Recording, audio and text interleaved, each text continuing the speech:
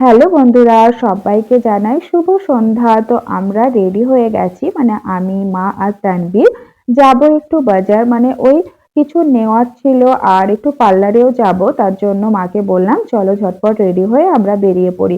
তো আমরা রেডি হয়ে গেছি আর মায়ের বাড়ি এসে কিন্তু সেরকম ভাবে কোথাও যাওয়াই হয় না, তো ভাবলাম এই ফাঁকে একটু ঘোরাও হবে। কোথায় যাবে বলো?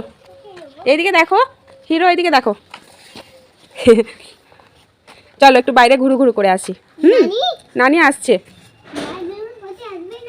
কোথায় যাবে? হুম, কোথায় যাবে? কোথায়? দোকান? ও, দোকান যাবে তুমি নানু? তো আমরা একদম বাইরে বেরিয়ে এসেছি, মানে বাড়ির বাইরে। তো মা মেন গেটটা লক করছিল, আসলে আসতে আমাদের সন্ধে হয়ে যাবে।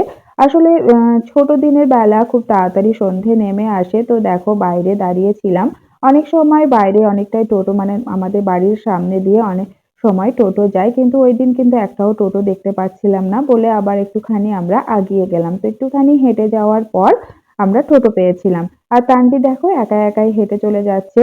তো আমাদের সেরকম ভাবে মানে আসা হয় না, আসলে তানভীর নানির বাড়ি খুবই কম আসে, শুধু নানির বাড়ি বলবো না, আমাদের রামপুরহাটেও সেরকম থাকা হয় না। তো এই ফাঁকে ভাবলাম একটু আমরা ঘুরে আসি।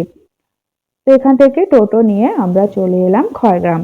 তো এটা খড়গ্রাম। তো এখানে এসে ফার্স্টে আমরা পার্লারে এসেছিলাম। তো পার্লারে আমার আইব্রো করানো ছিল, আর কিছুই না, জাস্ট ওটাই করিয়ে আবার আমরা বেরিয়ে পড়েছিলাম।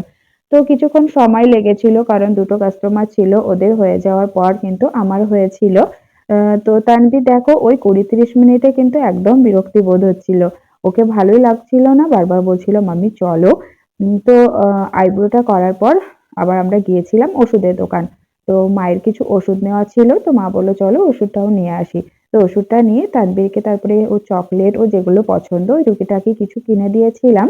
দিয়ে আমরা আবার বাড়ি চলে গিয়েছিলাম, ওই সন্ধে 7টার দিকে বাড়ি পৌঁছে গিয়েছিলাম। তো মাঝে মধ্যে বাড়ির বাইরে একটু ঘোরাঘুরি করলে দেখবে মনটা অনেকটা হালকা হয়ে যায়, ফ্রেশ লাগে। সবসময় বাড়ির মধ্যে থাকতে না একটা বিরক্তি বোধ করে। তো বাইরে এসে বেশ ভালো লাগলো আর আমাদের বিকেলটা খুব ভালোভাবে কেটে গেল। তো তোমাদের কেমন লাগলো অবশ্যই জানাবে, ভালো লাগলে একটা লাইক ও শেয়ার করে দেবে। চলো টাটা।